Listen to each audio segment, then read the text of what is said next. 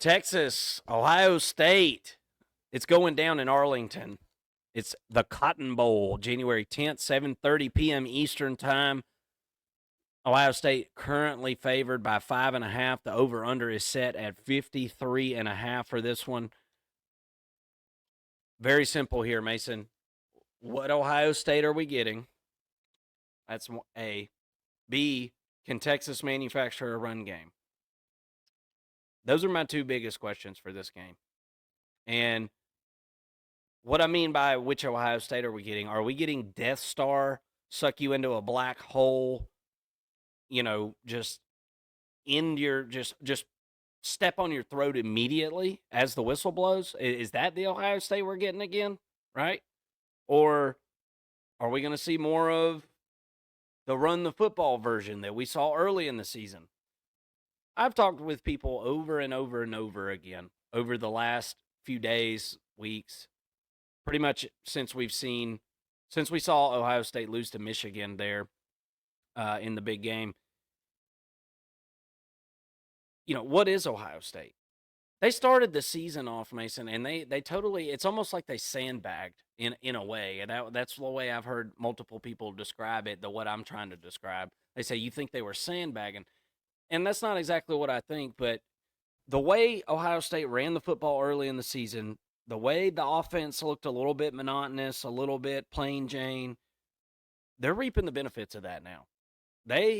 As soon as they got to the playoffs, they got one-on-one matchups on these awesome wide receivers and just started taking advantage of them. Throwing them the 50-50 ball, which, as we've learned with these Ohio State wide receivers, it's more like a 70-30 ball. I mean, these guys are freaks. Whenever they're one-on-one with somebody, you've got to throw them the ball. Will Howard has delivered in that matter, and it's been all the difference in the world to me. The defense has played consistently pretty much throughout the whole year, minus that Oregon game where I felt like Ohio State was really the way they sat back and just kind of reacted to what Oregon did rather than try to take the game by the reins, right? And create pressure, send some kind of blitz. They didn't do that a whole heck of a lot in that first Oregon game. Boy, they did in the second, right? They did it. They got it whichever way they wanted it, and that's pretty much been what Ohio State's done this whole playoff. Right after they beat Tennessee, right? It was like, holy crap, Tennessee sucks. Well, then they go do it to Oregon. Does Oregon suck? I don't think anybody was thinking Oregon sucked, right? I think we come away from both of those games, or at least I do. I don't think either one of those teams sucked. I just don't. I don't think either one of those teams sucked. I think Ohio State is playing on a different level than the rest of the playing field at this point. So if that's the Ohio State that we're going to get in this football game, sign me up for -5.5 to cover here. But with all that being said, I said Texas needs to establish a run game. I'm not going down this rabbit hole of why Texas needs a run game. If you're a college football fan and you're watching at this point, you understand why somebody needs to be able to run the ball, right? Balance, success in the red zone, just overall success of implementing your offensive scheme. It's very, very easy to understand why Steve Sarkisian wants to run the football really well. But wanting to run the football well and actually doing it have been two separate things for Texas this season. And when they've played a team that has guys like Ohio State, which I would consider Georgia to, it wasn't that good of a defense as Ohio State's this year, but they have dudes like that. Texas has struggled mightily to run the football in those situations. So I'm concerned about that as well. I think that also leans into the favor of Ohio State because I think even if Texas does have success running the football, how much success is that? Because I think Texas needs 150 yards rushing to be able to win this game, Mason. That's what I think. And I think that is going to be really, really tough to do for Texas. I really do. But looking at the other side of the ball, here's something that I am interested in and something that I think does give Texas a glimmer of hope and why you don't see Vegas having a 7.5 point spread on this game and they've got it at 5.5. That Texas secondary is unbelievable, right? They've been unbelievable all season. They haven't faced wide receivers to this level, okay? But if anybody in the country is going to be able to do their best rendition of covering these wide receivers for Ohio State, I think it could be Texas. So, what kind of pressure can they put on Will Howard? And I'm not actually talking about physical pressure. I mean, obviously that's important as well. But I mean, what kind of pressure can they put him in as far as putting balls in really tight windows? Because he's been doing a great job hitting guys that are streaking open. You know what I'm saying? Or have two steps on somebody. But what if it really is a 50-50 ball and the defender is in position? Can Will Howard put it, in a spot where those playmakers can go up and get it? Not saying he can't. Not saying he can. We're going to find out because I think this is one of the better defenses in the country. I'm just worried about Texas's offense being able to sustain drives against Ohio State. We know Texas can throw the football some. Matthew Golden is a freak. He's going to have his yards. I mean, pretty much just all these big games, Matthew Golden has kind of been the constant for this Texas offense. He's going to have his yards. Who else can step in and help? Can Gunnar Helm step in and help? He probably going to have to be helping picking up some blitzes and things like that. So I'm a little worried about his availability to be going out on passes and things in this game. So somebody else is going to have to step up. Silas Bolden, somebody. Those are kind of my keys to this game. I agree with Vegas here that Ohio State should be the favorite, and if I had to bet on this thing now, I would pick Ohio State to cover it. What are your thoughts? Well, I completely agree with your sentiment here. But going back to last week, I told you that the Ohio State versus Oregon game was kind of the national championship, right? Well, now that game's been played, I think I could say that the Texas and Ohio State game is kind of the national championship, right? Of the ones that are remaining. And with that being said, I think this is going to be a great football game. I do think that one of these teams is going to win by probably 6 points or more. So I don't think this is going to be a very close game from a score perspective or final score perspective. But I think it's going to be close as far as, just watching the game unfold. I think it'll be a 4-quarter game, things like that. Looking at Ohio State, it's amazing what they've done in the playoffs, first of all, because this is a team that did not show really any semblance of what they are right now throughout the entire season. This is what Ohio State is supposed to be. This is what they've got 10 out of their 11 starters, Mark, that are going to the NFL next year, or at least they're exhausting their eligibility, if not, being drafted or whatnot. But this is what these guys come back for, right? This is why Tui Maloau comes back for his senior year. This is why Tyleik Williams comes back. This is why Jack Sawyer, Sonny Styles, Denzel Burke, Lathan Ransom, Igbinosun, Jordan Hancock, all of these guys came back to play for a national championship game. And then on top of that, Ohio State went out and got Quinshon Judkins, right? They went out and got Will Howard. Got these guys to supplement the team. They went out and got Caleb Downs, who is not eligible to go to the NFL, as this is just his second year playing football. So this, to me, is the roster that they built, and this is the year that they need to go win it. Because, like I just said, 10 of those 11 starters are not coming back. Now, they've got talent behind them that will be fine. They're going to be a great team next year, too. But this is a championship team. This is a ring team. And they weren't playing like it just about all season. I know they weren't sandbagging, Mark. It took a while for these guys to develop, particularly on the offensive side. The defense has been there all year long. I mean, they've played great. But it took the offense a while to get going. Something happened in that Michigan game, it feels like, that really got this offense geared up. And they had a come to Jesus moment, Mark, I think, in that locker room, and it worked out. And obviously they met with the coaches and figured some things out, and it seems like now they are on the right track. The only thing standing in their way, to me, between Ohio State in the national championship. The only thing standing in their way is Texas. Um, Texas, like you said, is a team that can compete with Ohio State in the way that they're playing right now. I think the best version of Texas versus the best version of Ohio State is going to be a really good game, and you can flip a coin on it, right? What version do we get of Texas, though? That's my question.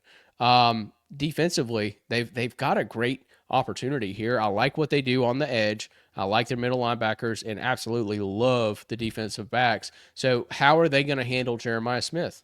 Or are they going to be able to handle him? And if they do that, does it open up some opportunities in the run game? If it does, I know Chip Kelly's going to be able to exploit that or going to attempt to exploit that with his running backs.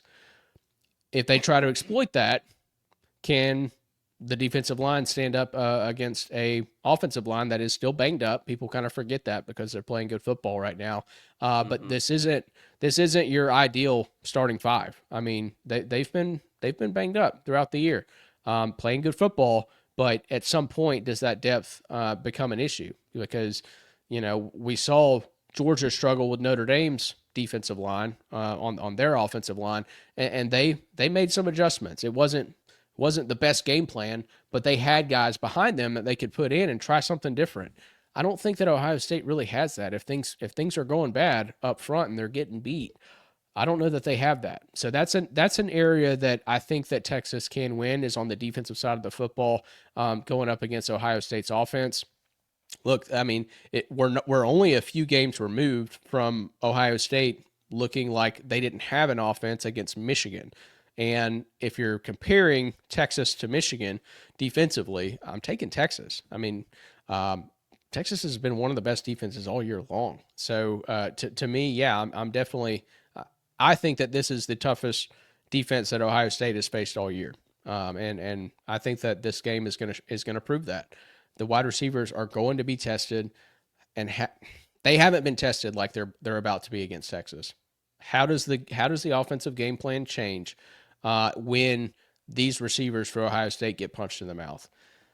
I don't know. I haven't seen a defensive backfield like this go up against a wide receiver group like this in quite some time. I think it's going to be a really fun matchup to watch. And then on the other side of the football, Texas's offense versus Ohio State's defense. I just mentioned this is, to me, I mean, for my money, this is the best defense in the country versus the second best defense in the country. And I don't know which one's which. Like, it's probably Ohio State. Like, they're probably the better defense. But these are two really good defenses. So to me, I think the offense, I think it's pretty fair to say, Mark, that the offense for either of these teams is going to win them the football game, right? I think that that's a pretty logical conclusion, considering these defenses have been locked down for the most part. I still think Texas has another gear.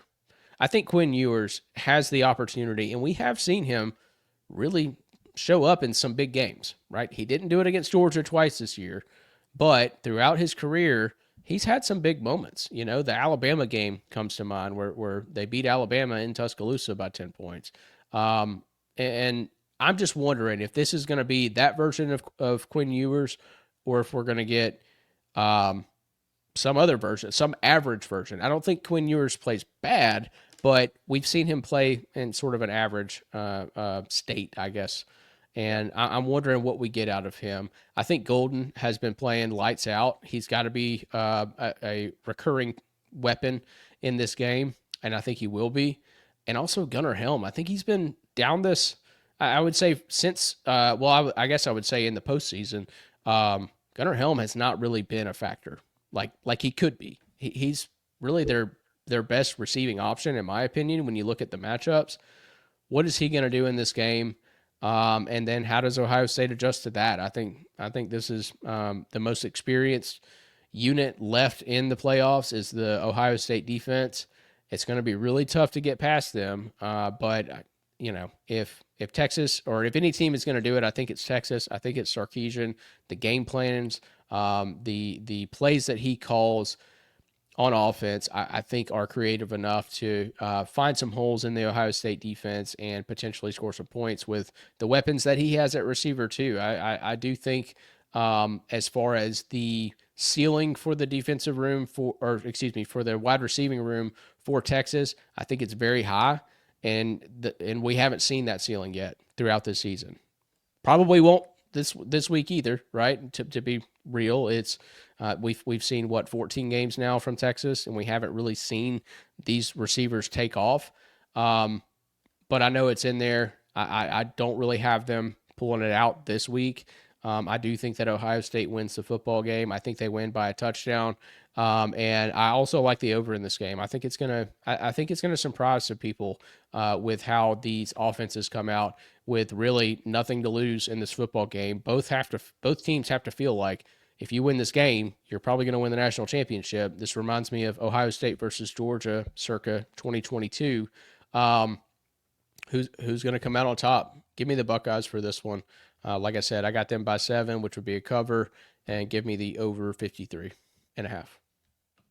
Yeah, my biggest thing, and I agree with a lot of what you said. I mean, Texas defensively, I'm really interested to see this matchup against Ohio State, and does that cause Ohio State to see some looks where they want to run the football a little bit more, and in that case, Anthony Hill's going to have to play a lot better against Ohio State than he did against Arizona State. I saw Anthony Hill miss tackles in that game that it was just uncharacteristic. It didn't look like he had his best day. I mean, and that's not something far fetched to say. I mean, everybody has a bad day, and um, I saw him completely whiff a few times on Sam Levitt and Scattaboo, and so I think Texas will be ready to play that type of game. And that's what they want, right? That's probably what you want as far as facing this Ohio State team. You want them to run the football. We've seen it this season when they've been in those situations where they've either decided just to run the football or the defense they're playing has dictated it. That's really been the poison that you want to pick against this offense because whenever they've blown people out, it's been, as we've said, bombing them over the top, hitting those really talented wide receivers on one-on-one situations. So I think that's a best case scenario for Texas if they can get in some looks. But easier said than done. That means that Texas has to be able to control this run game with kind of a base look, a base run look. So not anything special. You're not going to be able to bring a bunch of extra bodies, if you're trying to, make sure these wide receivers are nice and covered up back there on the back end. So that is going to require people like Anthony Hill, Trey Moore coming off the edge. That's going to require these guys to tackle really, really well against what I would consider to be a couple of the best running backs in the country. We'll see how that works out. And what you bring up again about the offensive line for Ohio State, it still is something that I think about, even though you're right, they've played really well and people have stopped talking about it. But Ohio State has certainly had their bumps and bruises and worse on that offensive line. And so we'll see if Texas is able to exploit that. You and I both have not been huge fans of Texas's interior of their defensive line this year. And it's understandable after the 2 first-round talents they lost last year. How do they stand up? And is that something that Ohio State attacks if they are in the mood to run the football? And you brought up the Michigan game, and PSU Jim brought this up in the comment section a minute ago. That Michigan game is in the back of everybody's heads, and whether you like Ohio State or maybe you hate Ohio State, you if you hate Ohio State, that's the Ohio State that you want to see, right? I don't think we see that offense again. I think that was an offense that was called specifically for stubborn reasons. I'll just be honest with you, a bullheaded, stubborn reasons, and those reasons are, I think Ohio State was more interested in proving a point against Michigan than they were about winning that game and just getting on and moving along, and it really really bit the Buckeyes in the butt. But all they could do from that point is sit back, watch Oregon win the Big Ten championship, and just know that they're going to get their shot to take care of the Ducks, and they did. And they did not disappoint. They certainly took care of business there. So I think that we're all over this one as far as the matchups and things like that. We'll see how this one works out. Or do we get Death Star Ohio State? Do we get lockdown, immovable object in the Texas Longhorns defense. Kwiatkowski's done a really good job this year. I'll be interested to see how he plays this one. We'll see you guys after the game. We'll be reacting to everything. We hope that you'll come and hang out with us in the comment section, and you can brag there, you can cry there, whatever you feel like doing. We'll be here on the First and Long College Football Show waiting for you.